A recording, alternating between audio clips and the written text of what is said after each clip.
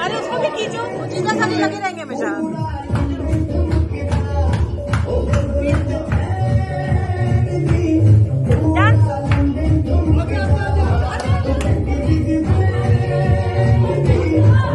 भाभी आइए, भाभी।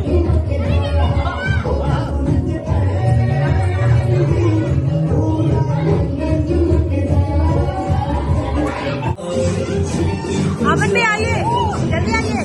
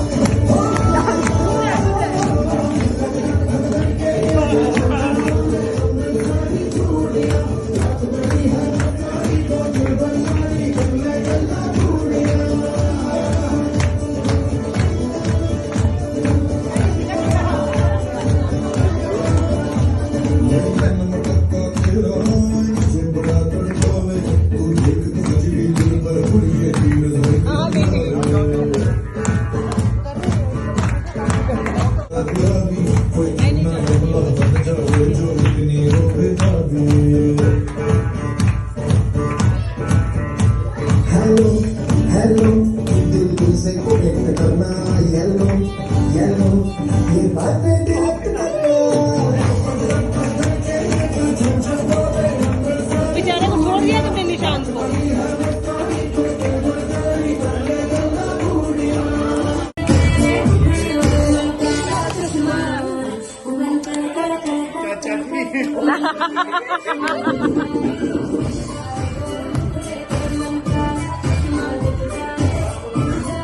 वो कपल अपने आप में लग गए अब। उनको तो चांस मिलना चाहिए।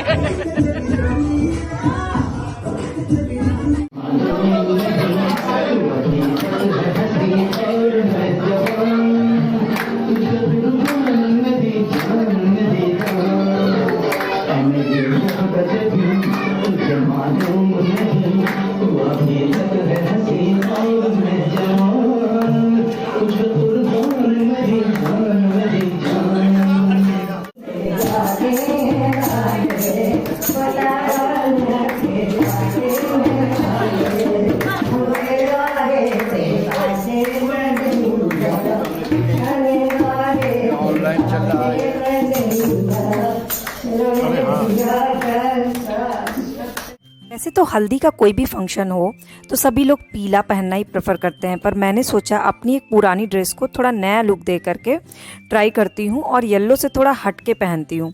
तो ये मेरी एक फ्लोर लेंथ फ्रॉक है और इसको थोड़ा अलग लुक देने के लिए मैंने एक रेड कलर का श्रग ऑनलाइन ऑर्डर किया था अमेज़ॉन से, उसे मंगाया क्योंकि ये अभी और भी चीज़ों पर चल जाएगा।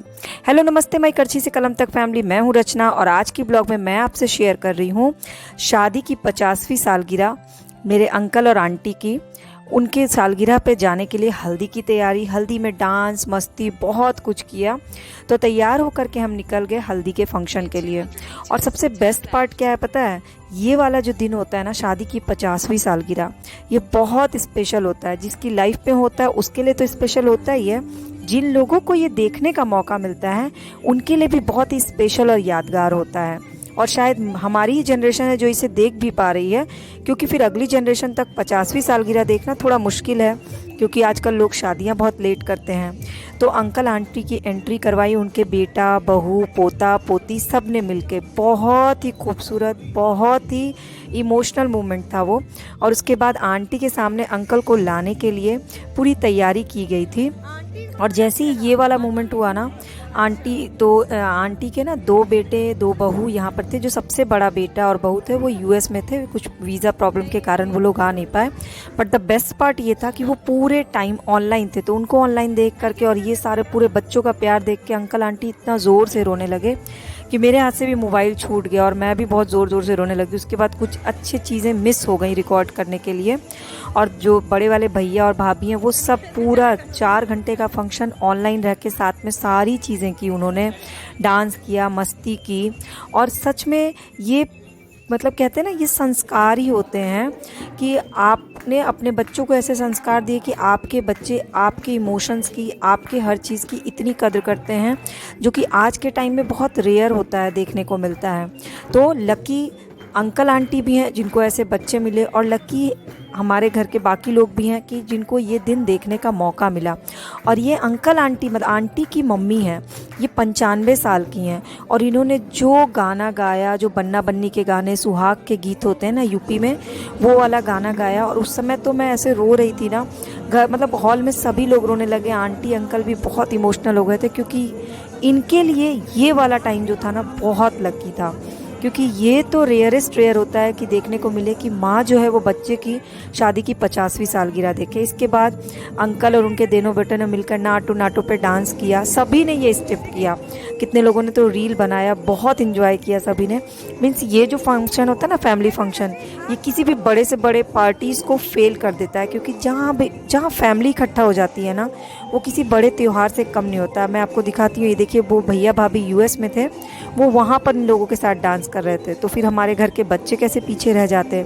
तो बच्चों ने भी खूब डांस किया, मैंने भी खूब डांस किया, सभी ने बहुत इन्जॉय किया। हल्दी, पूरा प्रॉपर हल्दी वाला फंक्शन हुआ था, बन्ना बन्नी मायके के साइड से गाया गया, और उसके बाद फिर हल्दी लगाई गई, फिर मेहंदी का रस्म हुआ, फिर डीजे पे डांस हुआ, फिर खाना पीना हुआ। मतलब प्रॉपर जो एक फंक्शन होता है ना हल्दी का, जो आजकल फ़ोटो सेशन होता है और सब कुछ ऑर्गेनाइज़ कराया गया था। और मेरे ख्याल से अंकल आंटी और मेरे दीदी जिया जी, ये लोग कभी भी ये टाइम भूलने वाले नहीं हैं। ये एक एल्बम भी बनेगा ना, ये हमेशा यादगार रहेगा ये पल।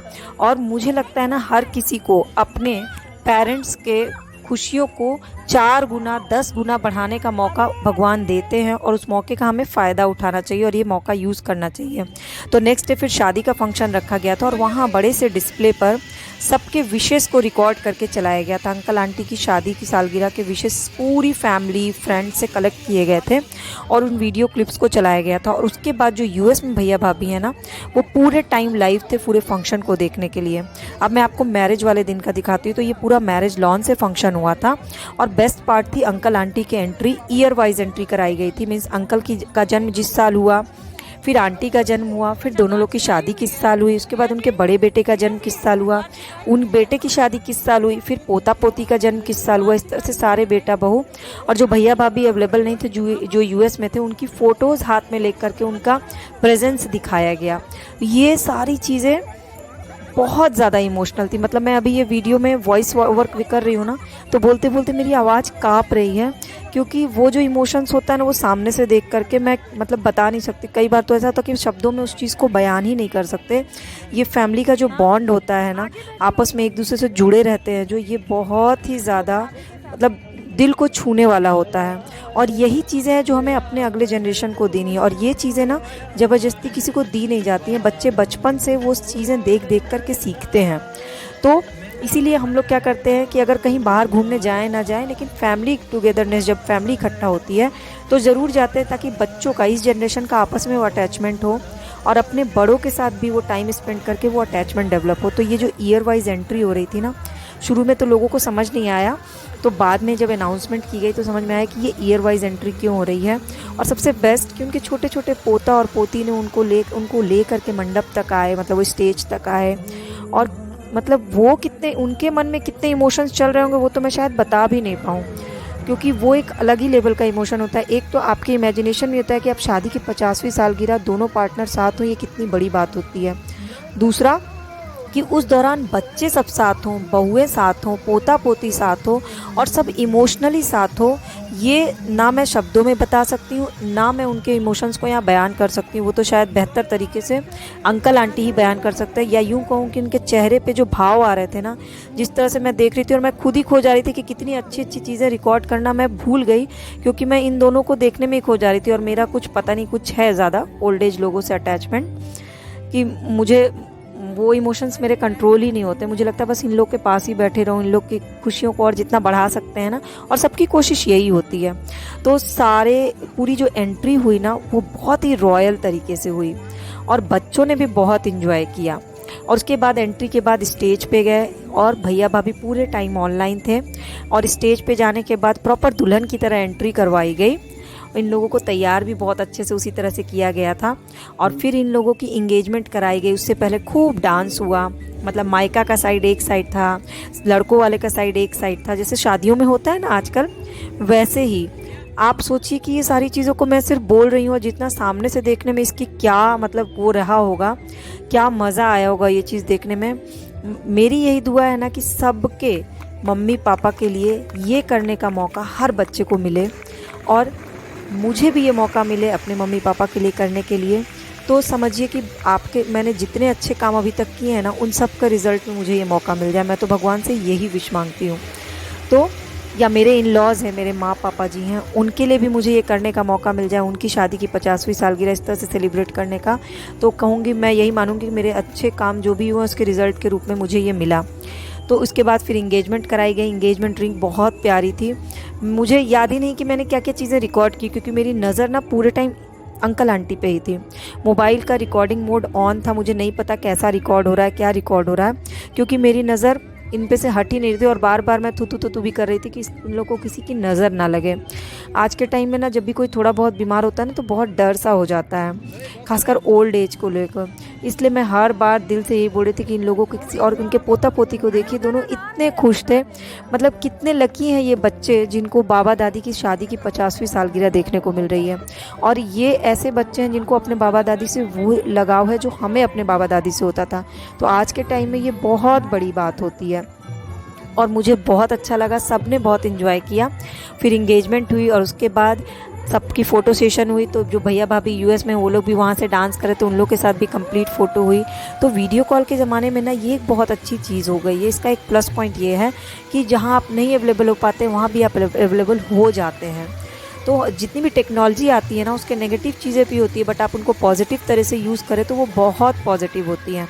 इसके बाद जयमाल हुआ। जयमाल में बहुत अच्छा गाना लगाया गया राम सीता के जयमाल का।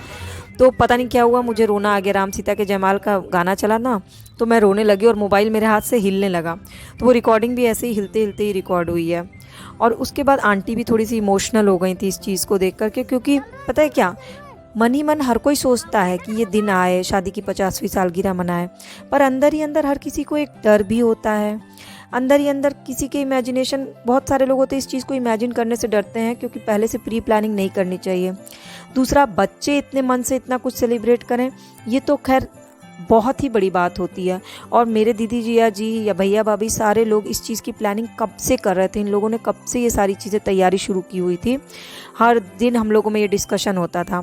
फिर खाना पीना हुआ और खाने पीने में सबसे ख़ास चीज़ मुझे लगी ये फायर पान।